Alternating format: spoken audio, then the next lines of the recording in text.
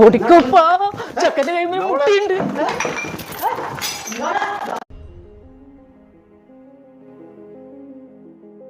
ഉമ്മ, പാപ്പ, ഉപ്പ.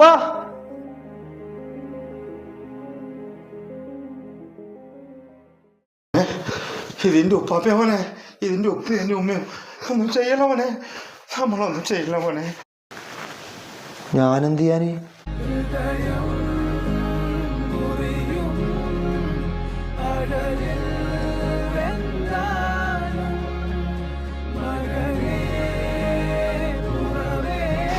എന്തല്ലോ ചിന്തിച്ചു കൂട്ടിപ്പോയല്ലോ ഉപ്പ.